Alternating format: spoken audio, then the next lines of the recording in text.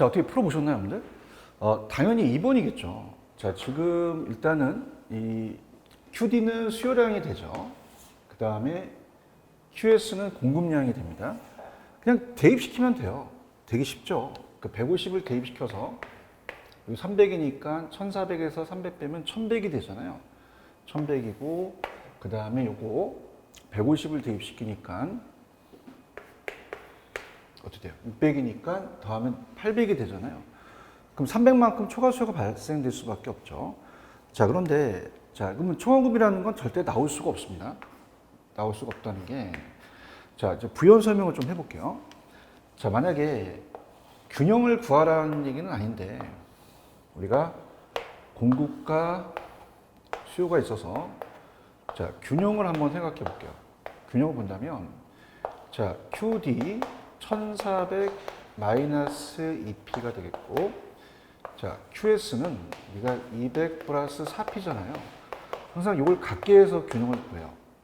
그럼 200 플러스 4P는 1400 마이너스 2P니까 자, 이게 넘어가면 합쳐주고 넘어가면 빠지거든요. 그럼 요령이에요. 우리가 균형을 구할 때 항상 P는 모은다. 우리가 이제 P는 모으고 6P가 되잖아요. 숫자는 뺀다. 숫자는 빼지게 할 수밖에 없죠. 1200이니까 6을 나누면 P가 200이 되겠죠. 그럼 200이니까 당연히 150 할 때는 낮아져서 초과 수요가 되니 그냥 대입시키면 되는데 만약에 가격을 뭐 300으로 규제했다. 뭐 이런 문제가 이제 또 있거든요. 같은 유형에. 그러면 300으로 규제하게 되면요. 다시 균형으로 오잖아요. 그러니까 초과 공급이 나타날 수가 없어요. 만약에 300을 대입시키면 공급이 더 많을 거예요. 근데 계산할 필요 없지. 초과 공급은 무조건 나올 수가 없습니다. 그래서 아무런 변화가 없기 때문에 정답은 우리가 2번이다. 그래서 뭐 어떤 문제집을 풀더라도 이 문제가 나오면 그 가격을 대입시켜서 초과 수요가 나오면 정답이고 초과공급이 나타날 수 없고요. 만약에 더 공급이 많더라. 그럼 이건 아무런 변화가 없다 그러는데 이 정도로 이제 끊겨서 그 이유는 좀 출제가 안 됐다는 거 이렇게 해서 2번이 정답이다. 이렇게 보시고요. 그 다음에 이제 순서대로 간다면 73페이지 임대료 보조가 있잖아요. 자, 보조 정책은 그렇게 어렵지는 않습니다. 보조 정책은 탄력성이라는 게 좀 안 나오죠. 그래서 부연 설명을 하기 위해서 제가 여기다가 이제 보조랑 이제 중요한 거는 규제와 보조를 비교하는 문제가 많이 나와요. 출제 포인트를 보면서 말씀을 드릴 건데 자, 일단 우리가 73페이지 보시면 당연히 보조해 주면 어떻게 돼요? 자, 공급자가 삐지는 게 아니라 공급자는 회피하죠. 보조해 주니까. 공급을 줄일 필요는 없잖아요. 반대로 공급이 늘어날 수밖에 없다는 게 위에 거랑 이제 반대가 될 수가 있거든요. 여기에 대해서 한번 천천히 한번 가볼게요. 자, 그러면 우리가 보조를 해줘서 이제 임대료한테 보조 주기면 공급 비용을 감소시킬 수 있고 임차인에 보조 주기면 또 실질적인 유효수가 또 증가될 수가 있잖아요. 자, 그러면 우리가 시험 문제가 뭐가 나오느냐? 규제와 보조를 비교해서 출제가 돼요. 그 다음에 우리가 기본서에서 봤던 것도 있지만 보조금이라는 자체는 간접적 개입 수단이다. 이렇게 보고요. 자, 그러면 당연히 규제와 보조는 공통점은 있어요. 규제는 단기에 가격 떨어뜨리니까 수요도 늘어나고 보조도 수요도 늘어나요. 그래서 임대료가 올라간다는 게 공통점이거든요. 근데 차이점은 당연히 가격 떨어뜨리니까 공급자가 삐지니까 공급을 줄이겠고 보조는 공급자가 회피하니까 공급을 늘릴 수밖에 없죠. 보조해 주는데 누가 공급을 안 늘리겠어요. 근데 우리가 중요한 건 이제 앞쪽에서 기본서에서 해드렸던 게 6천에서 7천. 1,000만 원만큼 보조해 주는 거죠. 그죠? 그럼 우리가 그만큼 1,000만 원만큼 임대료를 보조해 주면 실질 소득이 늘어나죠. 그럼 집을 더 넓히려고 하잖아요. 그럼 주택 소비도 늘어나고 남으면 뭐 고기를 사 먹든가 다른 재화의 소비도 늘어나죠. 그래서 우리가 비주택 소비도 늘어난다. 이렇게 보시면 됩니다. 자, 그러면서 다 늘어난다가 우리가 다 정답이거든요. 효용도 커지겠죠. 소비자가 원하는. 이렇게 해서 단기와 장기가 이제 비교해서 나온다. 근데 단기, 장기에서 자, 여기 이제 기출이 됐었는데요. 자, 다이렉트로 이제 가격이 상승하냐 하락하냐를 물어봤거든요. 그럼 단기적으로는 당연히 가격 떨어뜨리니까 수요가 늘어나지만 공급이 안 되니 임대료가 상승해서 임대인이 초과인이니까 임대인의 혜택을 볼 거예요. 장기적으로 공급이 증가한다는 게 무조건 우리가 얘랑 비교에 대해서 나오죠. 임대료가 하락하니까 임대는 정상이 없고 임차인 혜택이 있다는 거죠. 그래서 이게 이제 출제될 가능성이 높아요. 그래서 자, 임대료 규제와 보조 정책은 자, 장기 공급이 중요합니다. 장기 공급.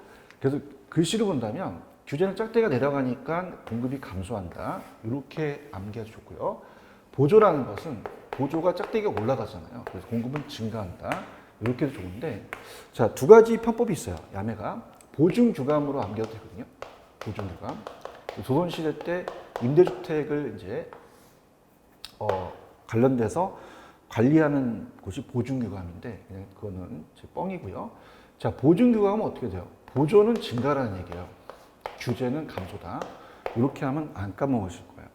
그래서 규제와 보조는 항상 장기 공급을 비교해서 물어볼 가능성이 크다. 이렇게 보시면 되는 거죠.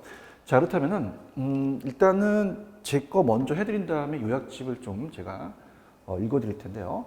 자, 좀 전에 제가 얘기했지만 VS는 임대료 규제는 자, 보증규감이잖아요. 보조는 증가, 규제는 감소. 공통점이 이제 어떻습니까? 수요는 증가하는데 공급의 차이점이 있다라는 거 꼭 가지고 가시고요.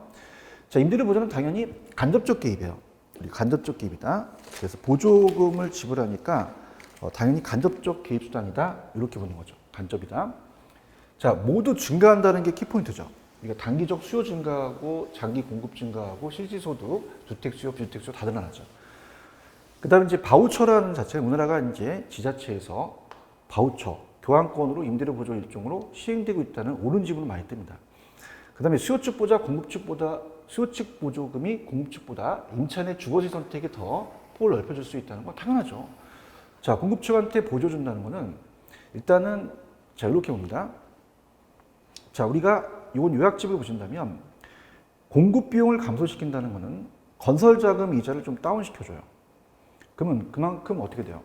혜택이 있어서 공급을 늘립니다. 그러면 신규 공급이 늘어나는 자체는 장기에 늘어나지 단기에 안 늘어나잖아요. 임대료가 떨어지다 보니까 우리가 그만큼 어떻게 돼요? 임차인한테 혜택을 준다는 거죠. 그래서 그렇게 생각하시면 됩니다. 자, 그러면 그렇게 본다면 밑에 이제 단기와 장기의 차이점이 좀 말씀드린 게 나와 있고요. 임차인의 주거지 선택은 임차인한테 보조해 더 크겠죠. 그래서 우리가 공급자한테 보조하는 것보다 임대인한테 보조하는 것보다 임차인 또는 공급자보다 수요 측 보조가 더 유리하다. 주거지 선택은 이렇게 해서 이 정도만 보시면 보조 정책은 기출은 다 끝납니다. 이렇게 보시고요. 그 다음에 좀 어렵다는 게 74페이지 보시면은 공공이 단기와 장기가 좀 어렵게 우리가 출제가 됐었거든요. 여기를 좀 자세히 한번 말씀을 좀 드려본다면 자, 어떻습니까? 공공임대라는 자체는 현재 최근의 경향은 공공임대주택이라는 행복주택이 이런 특별법에 대해서 나올 가능성이 좀 크거든요. 근데 옛날에 이제 단기 장기에 대한 효과가 나왔어요. 그 다음에 어떻습니까? 이렇게 단기 장기가 나왔기 때문에 일단 요약집에 나와 있는 거는 설명을 할 텐데 중요한 거는 이제 공공은 직접적 개입이고 시장임대보다 낮은 수준으로 공급을 하겠죠. 직접적 개입이라는 게 중요하고요. 단기 장기라는 건 제가 이걸 강의한 다음에 그 다음에 이제 그 밑에 단기 장기에 대한 요약집의 순서대로 한번 가보도록 하겠습니다. 자, 가죠. 자, 그래서 일단은 문제라는 자체가 아마 요거 다음에 문제 두 문제가 있을 거예요. 근데 이제 이게 우리 지금 배웠던 정책이 다 들어가 있기 때문에 자, 다 한 다음에 문제 두 문제를 좀 다뤄보도록 할게요. 자, 공공까지 하면 이제 주택 정책 끝나죠. 자, 단기와 장기에 대한 효과가 돼요. 그래서 사적 시장과 공적 시장에 대한 차이점이 이제 있는데요. 당연히 여러분이 생각하실 때 단기적으로는요. 사적과 공적이 있다고 봐봐요. 그럼 여기서 7천으로 했던 것을 우리가 만약에 여기가 6천이다. 그럼 단기적으로 이제 공공주택이 많아지다 보니까 대체재가 많아지죠. 수요가 임차에 탄력적이다 보니까 선택의 폭이 넓어지잖아요. 그러다 보니까 수요자가 유리해지는 공공주택이 많아지면 나중에 탄력성에 대한 조세 정가에서 굉장히 조세에 대한 부담이 좀 완화됩니다. 정가가. 그러면 여기서 당연히 여기 있는 사람이 이쪽으로 옮기게 되면은 수요가 감소해 버려요. 그럼 단기적으로 가격이 떨어지죠. 그럼 단기적으로는 모든 임차인에 다 혜택입니다. 그러니까 시장이 분리돼서 사적 시장에 있는 수요가 감소하고 공적으로 옮겨가요. 그럼 공적 시장에 이동을 하다 보니까 사적의 임대료가 떨어지죠. 그럼 세입자 둘 다 혜택을 본다는 건 단기적으로 혜택을 볼 수가 있다는 얘기죠. 자, 그러면서 장기적으로는 공급을 줄일 수밖에 없죠. 자, 15개에서 여기 15개 썼는데 10개로 줄어버려요. 자, 그러면은 공급이 감소하니까 가격이 원래대로 회귀되거든요. 그러다 보니 이중가격이 형성이 돼버려요. 사적 시장의 공급이 감소해서 임대료가 올라가서 공적 시장의 공급이 증가하면서 전체 우리가 15개에서 10개 줄인 것만큼 5개 갔기 때문에 전체적인 20계약은 안 변했죠. 사회 전체 정량은 불변이다. 공적 세입자만 혜택을 준다는 얘기죠. 이렇게. 그래서 공공임대주택은 이중가격만큼 공공이 거주하는 임차인들은 우리가 민간임대주택과의 차익만큼 더 보조를 받은 셈이 된다. 이렇게만 그렇게 참고만 하시면 되는데, 자, 우리가 요약을 한번 볼게요. 자, 단기는 어떻게 돼요? 밑에 가시면은 공적도 세입자가 낮은 임대료고 사적도 낮으니 모든 임차인이 다 혜택을 보겠죠. 단기에는 어때요? 모든 임차인이 다 혜택을 본다. 이렇게 보시면 되면서 탄력성이라는 자체는 단기적으로는 공공주택이 주택이 많아지니까 임차인의 탄력적이다 보니까 유리해지잖아요. 그러다 보니까 조세 전가분이 적어진다는 것은 제가 조세 전가에서 제 나름대로 정리한 그쪽에서 연결시켜 보도록 하고요. 자, 그 다음에 장기적으로는요. 사적 시장의 공급이 감소하고 사적 수요의 감소만큼 공적 시장 공급이 늘어났죠. 그럼 모든 효과가 다 사라지면서 공적의 세입자만 혜택을 볼 수 있는 효과를 누릴 수밖에 없다는 얘기죠. 자, 그렇게 보시기 바랍니다. 자, 그러면 일단은 선분양과 후분양이라는 자체는 자, 여기 문제 좀 다루진 않았죠. 그래서 이 문제 3번 문제 한번 우리가 푸는 시간을 갖도록 하겠습니다. 자, 한번 1분 드릴 테니까 한번 풀어보세요. 스타트. 자, 일단은 정답은 1번이 틀렸는데요. 제가 팁을 드릴게요. 우리가 주택 바우처 같은 거는 오른 지분은 많이 떴어요. 그죠? 그래서 이건 오른 지분 많이 뜨겠구나라는 생각을 하고 들어가는데, 자, 주거 바우처, 자, 쿠폰으로 주죠. 임대료 보조를 교환권으로 지급하는 제도로서 우리나라의 일부 지자체에서 저주가구의 주택 임대료 일부를 지원하는 제도로 운영되고 있다. 이거 오른 지분 잘 나옵니다. 그래서 아마 5번은 맞을 것이다 라고 하고 한번 들어가 볼게요. 정부가 임대료 상승을 균형가격 이하로 규제하잖아요. 그럼 단기적으로 효과가 충분히 발휘된다는 게 떠야 돼요. 없잖아. 그럼 단기는 기간이 짧다 보니까 자, 해설이 해놨는데 공급량을 늘어나지 않는 게 아니라 줄어들지 않기 때문에 가셔야죠. 그럼 임대료 규제 효과가 충분히 발휘된다라고 보시니까 1번 정확하게 틀린 지문이고요. 정부가 임대료 상승을 균형가격 이하로 규제하게 되면 장기적으로 기존 임대주택이 다른 용도로 전환됩니다. 그러면 우리가 규제는 공급이 감소한다 그랬죠. 자, 정부나 지방자치단체 공급하고 있는 임대주택의 유형에는 건설 임대, 매입 임대, 장기 전세가 있어요. 장기 전세가 공공 임대를 얘기하죠. 정부가 임차인에게 임대를 직접 보조해 주게 되면 단기적으로는 수요만 증가한다는 것을 적어 놓으시면 좋아요. 그럼 시장 임대료가 상승하고 장기적으로 공급이 늘어나죠. 그럼 시장 임대료가 당연히 낮아질 수밖에 없다. 이렇게 보신다면 정답은 1번이 틀렸다. 이렇게 보시면 될 것 같고요. 자, 그 다음에 4번 우리가 한번 옳은 걸 한번 보겠습니다. 스타트. 자, 정답은 4번이 맞고요. 이 4번이 좀 오래됐죠, 뜬 지가. 근데 아까 제가 정부의 공공임대주택은 임대료에 대한 이중가격이 형성되기도 해요. 장기로 가서는. 그래서 사적에 있는 애들이 이제 공적으로 가다 보니까 나중에 이제 공급을 안 해서 가격이 원래대로 회귀돼서 사적의 7천, 공적의 6천만큼 이중가격 형성이 되지만 공공의 거주다른 혜택을 받았거든요. 사적 시장의 임대료의 그 1,000만 원만큼 정부로부터 보조를 받는 셈이 오른 지분 나왔었거든요. 혹시 모릅니다. 우리가 출제가 됐던 것도 나올 수 있으니까 좀 가져가시긴 해야 돼요. 이게 오른 지분 떴고, 자, 우리가 탄력적일 때죠. 그러니까 이렇게 보시면 돼요. 가격을 떨어뜨리니까 공급자는 더 많이 주려고 하고 수요자는 더 많이 늘리려고 한다면 이게 벌어지거든요. 그러니까 둘 다 탄력적일 때다, 초과수요다. 우리가 요약집에도 해놓으셨죠. 분양가 상한제는 제가 아까 출제 포인트에서 시장가격 이하로 내리는 것이 이상으로 올리면 안 된다는 거죠. 상한가격을 누굴 위하니까? 무주택자의 주택가격 부담을 완화시키기 위한 건데 이상은 아니다. 자, 정부는 공공임대주택 공급은 장기적? 아니죠. 사적 시장의 임대료의 공적과 사적 시장이 다 모두 혜택을 받을 수 있는 것은 단기에만 혜택을 받을 수 있다는 거죠. 그래서 우리가 여기서는 단기적이다. 이렇게 좀 어려웠던 부분이고, 그 다음에 마지막 단비 장탄이잖아요. 단기는 비탈, 장기는 탄력. 이거 아예 암기하시는 게 좋아요. 장탄. 장탄이라는 게 경상도의 어떤 지역에 단비가 내리거든요. 그래서 단비 장탄. 수용급 모두 똑같아요. 그럼 우리가 규제 시 공급도 단비, 비탈 쪽이고 장기는 탄력적이다. 그렇게 가져가셔야 합니다. 정답은 4번이고 기출에 대한 것들을 다 모아놨기 때문에 굉장히 효과는 있으실 거예요. 그래서 정답은 4번이 정답이다. 이렇게 보시면 되고요. 자, 그 다음에 이제 5번서부터가 5, 6까지가 이제 조세거든요. 근데 건설에 대한 75페이지 잠깐 선분양과 후분양이요. 저건 이제 제가 기본서와 연결시켜서 제가 프린트화 시켰는데 다시 한번 이 요약집에 있으니 볼게요. 자, 우리 공인중개사는 딱 2문제 나왔고요. 감정평가에서 하시는 문제 딱 1문제이기 때문에 딱 3문제까지다. 이렇게 볼 수가 있는데요. 분양가 상한제를 70년대에 시작하다 보니까 규제를 하다 보니까 당연히 삐지죠. 공급자들이. 그러다 보니까 입이 튀어나와요. 특히 현대건설의 정주영 씨가 튀어나왔죠. 우리는 어떡하라고. 이걸 막어요. 그래서 선분양 제도를 만듭니다. 후분양으로 지금 간다라는 취지. 그래서 굉장히 이슈화되는 게 요즘 그 광주 사건에서 어떤 분양가 우리가 어떻습니까? 자체적으로 광주에 이제 어떤 아파트가 부실공사로 이렇게 무너졌잖아요. 그래서 지금 제가 이제 신문이 나오죠. 인터넷에 이제 후분양으로 좀 이렇게 많이 돌리려는 그런 경향도 있긴 해요.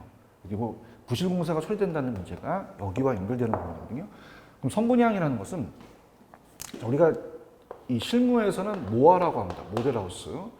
자, 그러면 우리가 갑이라는 건설회사가 34평 아파트를 이제 팔려고 하는데 계약금, 중도금, 잔금을 이제 내라고 하죠. 그래서 이 건설사 입을 막았던 게, 자, 이건 팔고 짓습니다. 파니까 건설회사들이 자금이 들어오니까 사업자 부담이 좀 적겠죠. 근데 짓고 팔죠. 나중에 판다는 거예요. 짓고 판다. 공급자가 이자를 낼 수밖에 없죠. 자, 그러면 이렇게 우리가 본다면, 자, 팔고 지니까 이 계약금, 중도금, 잔금에 대해서 우리가 중도금 대출이라고 하잖아요. 그래서 이자 부담을, 자, 소비자 부담으로 갖고 갑니다. 소비자 부담. 그러다 보니까 부도 위험도 얘가 질 수밖에 없어요. 얘가. 근데 얘는 짓고 파니까 지려면 돈을 빌려야 돼요, 건설사가. 그래서 이자 부담과 부도 위험을 당연히 공급자가 부담을 하지만 공급자가 형식적으로 냈지만 나중에 실질적으로 전가시킬 수 있다는 거죠. 이렇게 보시면 됩니다. 그 다음에 선분양은 계약금, 중도금, 잔금이 프리미엄 형성되죠. 그래서 이렇게 투기 가수요가 늘어납니다. 투기 가수요가 당연히 증가된다는 건 당연하죠. 근데 이건 실체가 없으니까 투기 가수요를 좀 줄이긴 하겠죠. 그 다음에 선분양은 견본주택이 필요하죠. 건설사가 뿅 가게 줘야 되죠. 그럼 여러분들은 계약 시점에 견본주택만 뿅 가는 게 아니라 잔금 시점 부실공사에도 뿅 가죠. 지금 터졌잖아요. 그래서 우리가 이 후분양을 바꾸면 견본주택이 필요 없고 부실공사가 처리되지도 않겠죠. 이렇게. 그럼 선분양은 공급자의 삐진 입을 막기 위해서니까 또 공급자 중심이 되겠고요. 자, 품질이 향상되니까 이건 소비자 중심이 되겠다. 근데 우리 시험 문제 뭐가 나왔냐면, 자, 얘가 먼저 떴고요. 자, 이자 부담을 선분양은 소비자가 갖고 간다. 그 다음에 두 번째 뜬 거는 선분양은 팔고 지니까 돈이 들어오다 보니까 계속 공급량을 늘릴 수밖에 없죠. 왜? 돈이 들어오니까 그걸 자꾸 이제 공부를 하잖아요. 근데 짓고 파니까 건설회사가 대형 건설사의 독점으로 갑니다. 공급이 안 나온다는, 공급이 감소한다는 게 시험에 나왔거든요. 그리고 꼭 체크하시고요. 그 다음에 선분양은 분할 납부하니까 목돈 부담이 줄어들어요. 줄어드는데 목돈 부담이 늘어난다는 게 단점이 되니 이걸 보완하는 우리가 보완책이 필요하겠죠. 자, 그럼 요약집 가볼까요? 자, 선분양은 팔고 짓죠. 실제 주택 건설 전에 먼저 분양한다. 그러면 실제 주택 건설 전에 분양하니까 실제 주택이 없으면 반드시 견본주택이 필요하죠. 그래서 실제 주택과 분쟁 소지가 부실공사가 초래될 수 있고요. 분양대금으로 건설자금 조달하니까 유효공급도 증가하죠. 그 다음에 사실상 건설자금과 건설자금 이자를 수요자가 부담한다는 게 나왔고요. 자, 그 다음에 우리가 공급이 증가된다는 것도 나왔고요. 실제 주택 건설할 때까지 모든 위험을 수요자가 감수를 해야 된다는 거죠. 투기수요가 발생한다는 거. 그죠? 이 시대 차이니까. 그다음에 청약예금 등의 중요성이 또 높겠고 주택가격 지속적인 상승기에 적합한 방법이다. 근데 후분양 제도는 우리가 짓고 팔잖아요. 실제 주택 건설 후에 분양합니다. 그러다 보니까 실제 주택이 있으므로 겸용주택 필요 없고, 자, 우리가 어때요? 부실공사 초래되지 않겠죠. 분양 때문에 건설 자금 조달을 우리가 어떻습니까? 못하니까 유효 공급이 감소한다는 게 나왔다는 거. 자, 그러면 사실상 건설 자금과 건설 자금 이자를 공급자가 부담하지만 나중에 실질적으로 분양가에 전가시킬 수 있다는 거 말씀드렸죠. 그럼 실제 주택을 건설할 때까지 모든 위험을 공급자가 안고 가야 돼요.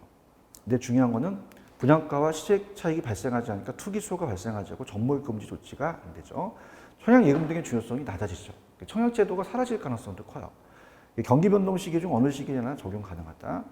자, 선분양과 후분양은 반대다 판단하시고 건설 자금 이자를 공급자가 부담해야 하나 분양가 상승은 수요자한테 전가된다는 거 이렇게 꼭 체크하시는데요.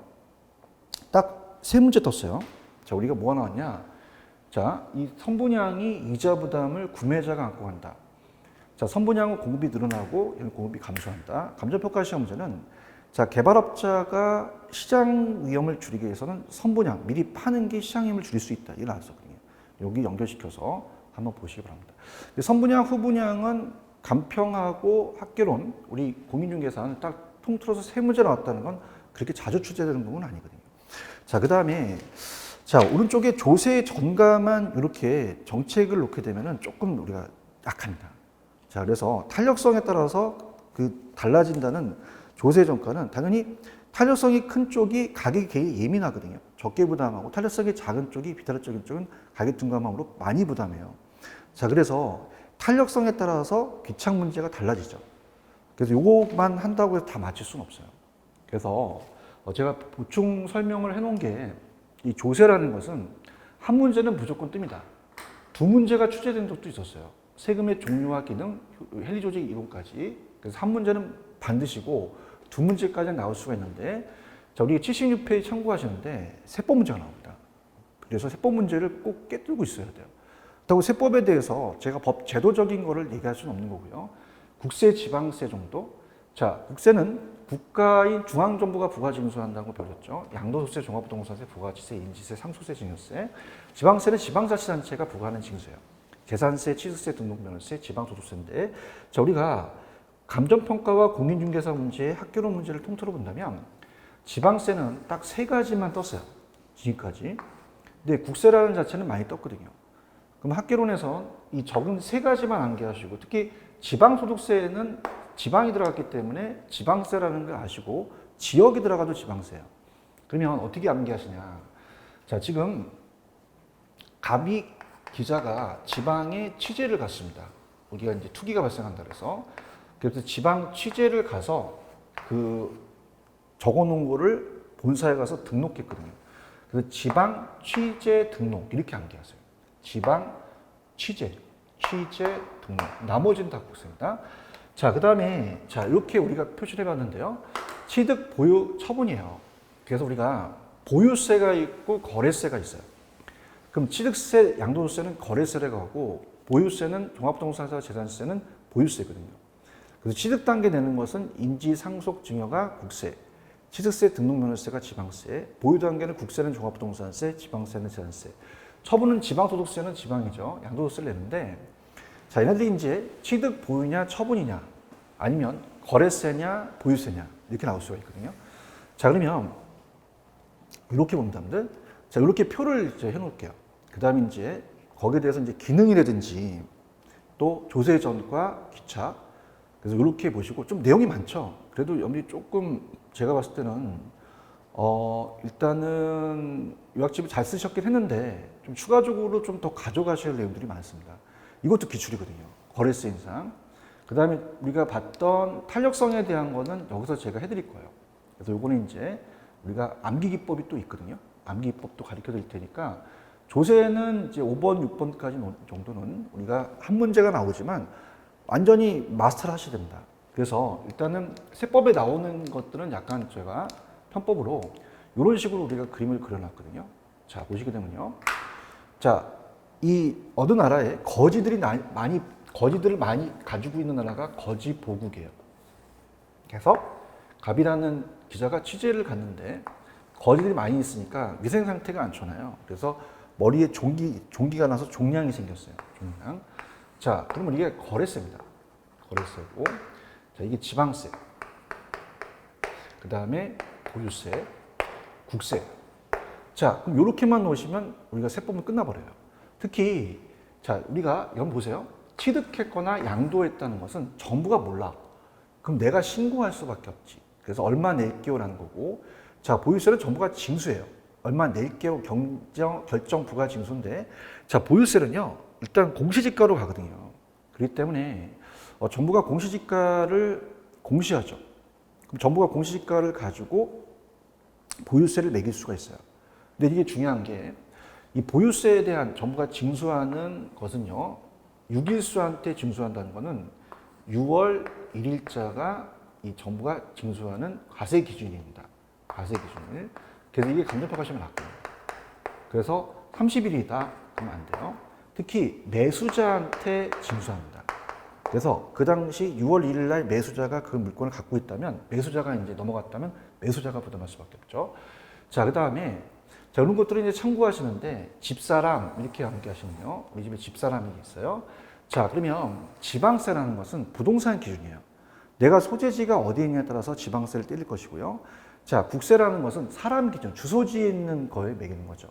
자, 그래서 제가 뭐 갑돌이가 예를 들어서 강남에 있다. 강남이 자기 국세에 대한 그 주소지에 대한 국세에 대한 그 기준으로 가고요. 자, 근데 물건이 강남이 하나 갖고 있고 분당이 하나 갖고 있다. 그럼 분당이 하나의 지방세에 대한 기준이 되겠죠. 그래서 그거는 분당 구청에서 이제 지방세가 날아가겠죠. 이렇게 보시기 바랍니다.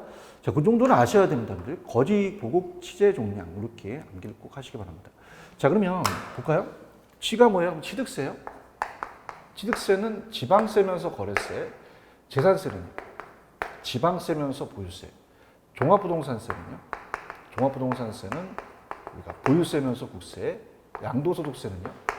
자, 거래세면서 국세. 이렇게 이제 우리가 체크를 하라고 제가 해놨으니까, 이것도 제가 봤을 때는 암기 노트를 만들어서 아니면 프린트화 시켜서 이렇게 보시면, 세법도 간단한 문제 같은 경우는 제가 또 간연도에 대한 걸 보니까 이 정도 맞출 수 있는 문제들이 또 많이 뜨거든요. 그래서 세법도 가지고 가시는데, 일단은 출제원들이 1차 과목만 하시는 분들한테 굉장히 약점인 걸 알아서 2차 과목에 세법, 그다음에 중개사법도 나와요. 우리 학개론에 공법, 공시법, 28가지 지목 이게 나오기 때문에 우리가 어떻습니까? 1차만 준비하신 분들은 이렇게 꼭 가져가시기 바랍니다. 자, 간혹 가다가 조세의 기능이 떠요. 근데 조세의 기능은 보통 옳은 지문을 많이 뜨거든요.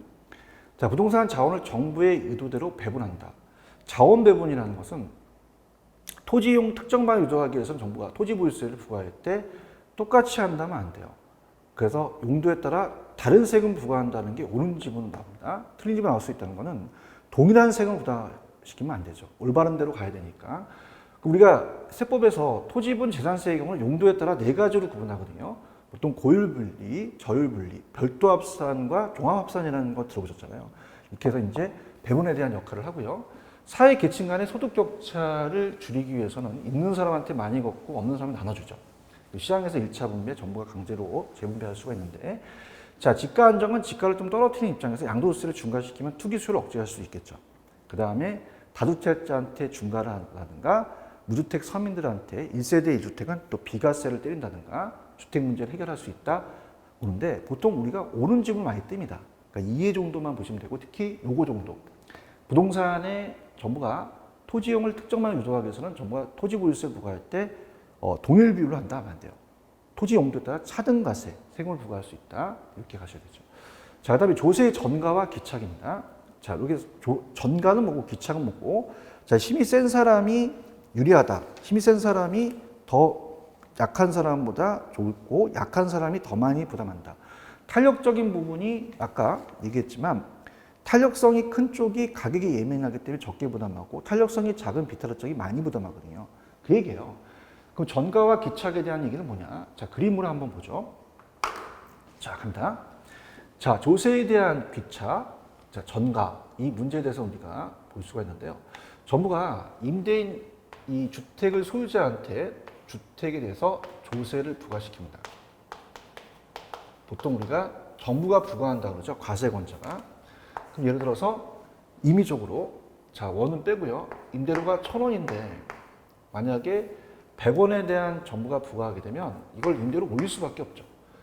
그럼 임대료를 만약에 1,060원으로 상승했다. 그럼 임차인에 대한 소비자 부담이 커지니까 얘가 수요를 줄일 수밖에 없죠. 그 다음, 자, 100원에서 60원 빼면 40원을 임대인이 낸 거잖아요. 그럼 얘도 세금을 부담하니까 공급을 줄일 수밖에 없죠.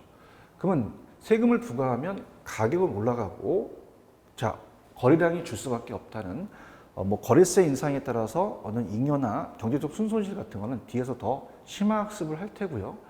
자, 그 다음에 떠넘기는 걸 정가라고 하죠.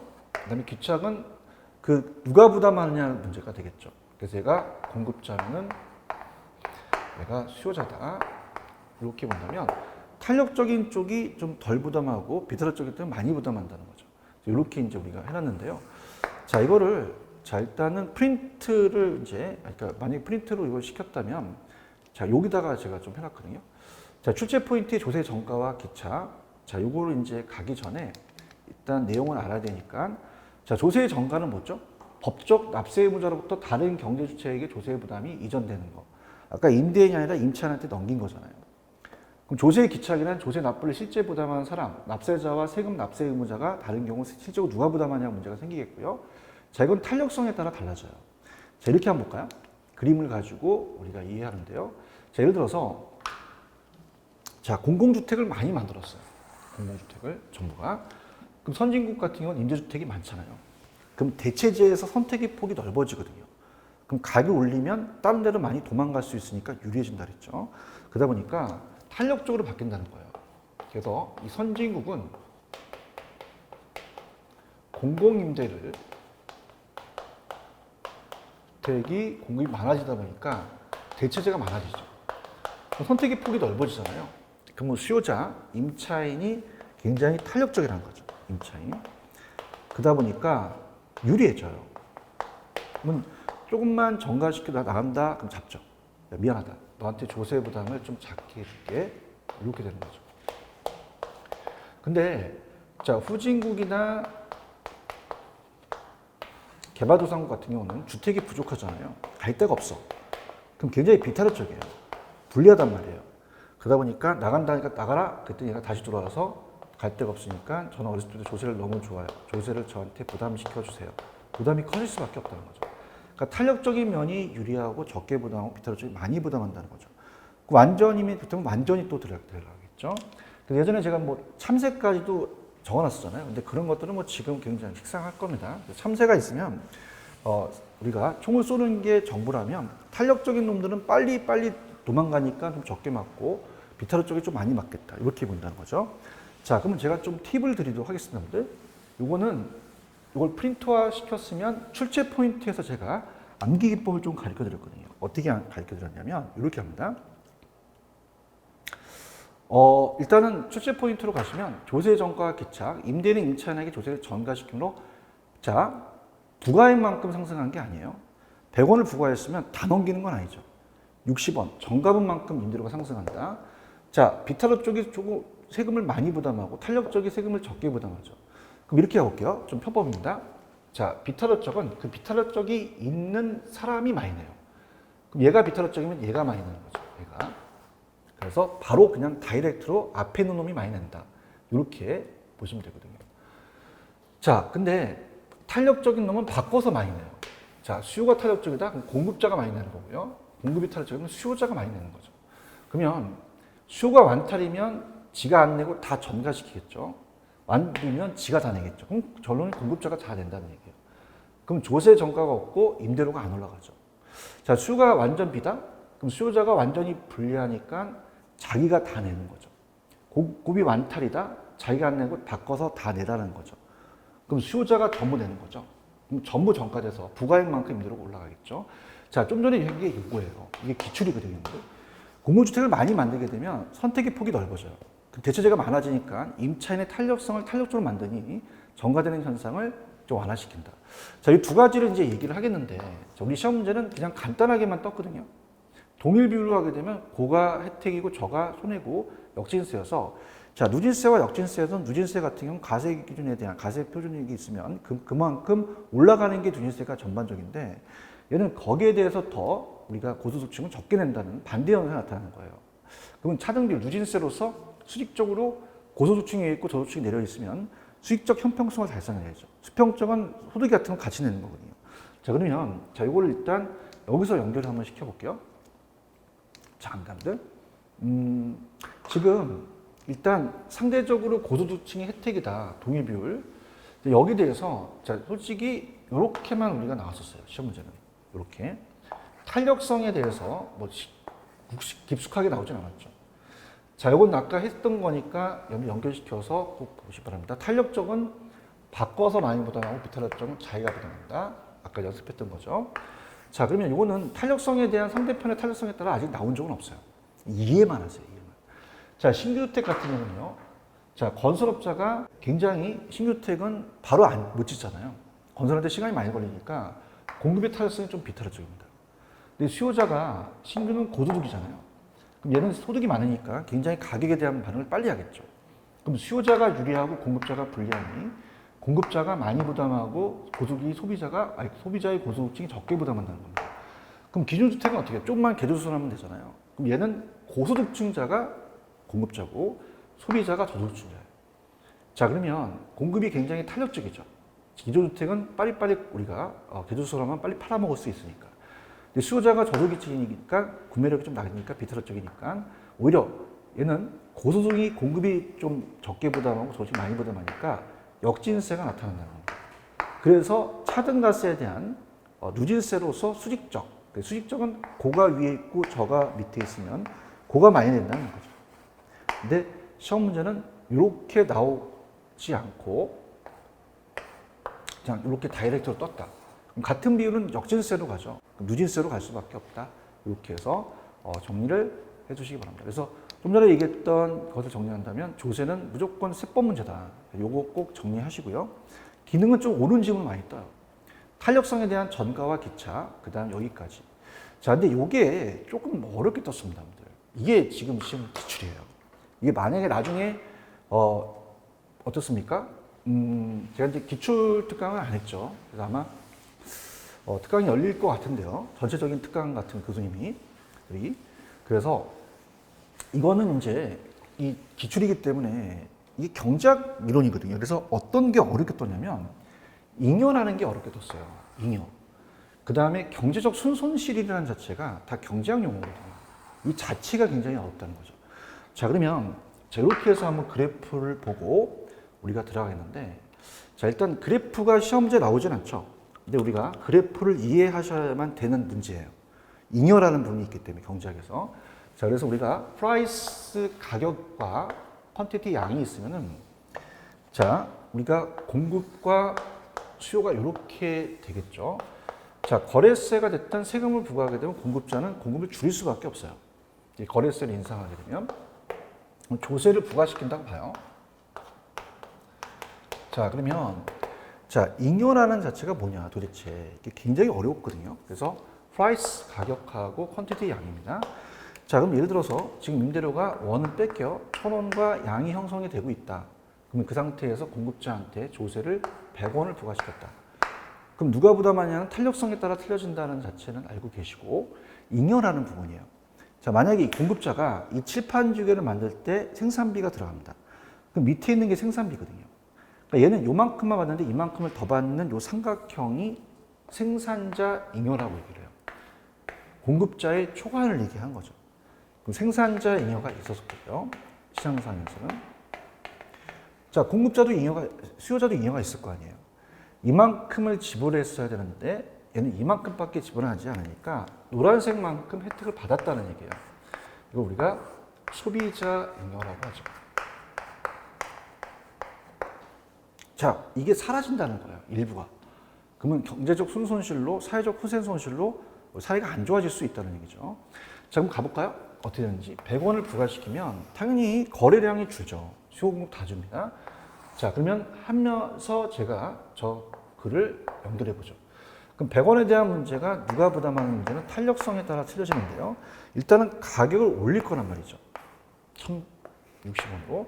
그럼 1060원으로 60원은 자, 세금으로 부과가 됐어요. 정부가 가져갔어. 그런데 중요한 건 어떻지? 거래량이 준다는 거예요. 그러면 이 수요자는요, 소비자의 부담이 지불 가격이 높아지니까 자, 순손실이라는 건 경제 주체들이 이 시장을 떠나면서 발생하는 손해액을 순손실이라고 얘기하거든요. 그러면 떠나게 되면요, 이만큼의 잉여가 없어져 버려요. 사라집니다. 이게 바로 경제적 순손실이라는 표현을 쓰거든요. 그럼 발생할 수밖에 없다라는 얘기예요. 자, 그러면 이 소비자 잉여도 감소하고 자, 거래량도 줄고 소비자 가격이 높아지니까 수요도 감소를 하죠. 그러면 100원에 대한 것이 60원을 전가시켰으면 지가 40원을 낸다는 얘기예요. 그러면 생산자가 받는 가격은 하락하겠죠. 960원으로. 그러면서 잉여가 사라집니다. 삼각형에서 이만큼 주니까 여기에 경제 순손실이 발생해서 이 경제주체가 떠나버려서 발생하는 순손실이 발생할 수밖에 없다는 얘기죠. 그러면 생산자 잉여 공짜 받는 가격 하락한다는 건 아실 겁니다. 그럼 거래세 인상은 세수입 증가분은 전부에 기속이 됐어요. 자, 그런데 중요한 건 거래량이 감소했죠. 그래서 이 시장이 이 주체들이 떠나서 발생하는 손해액이 경제 순손실이 발생한 이 삼각형만큼 없어졌다는 거예요. 그러면 그것이 자 이렇게 봅니다. 수요가 공급이 변하지 않을 때 상대적인 탄력도에 따라 틀려지죠. 자, 그러면 수요 곡선이 변하지 않을 때 세금 부과에 의한 경제 순손실은 탄력적이면 더 많이 떠나버려요. 그러면 그 손실이 커지고요. 비탄력 쪽은 좀 덜 떠나니까 손실이 작아지겠죠.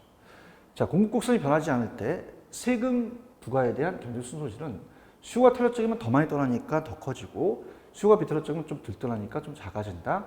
이렇게 꼭 해주시기 바랍니다. 만약에 기출문제집을 갖고 계시면 한번 풀어보세요.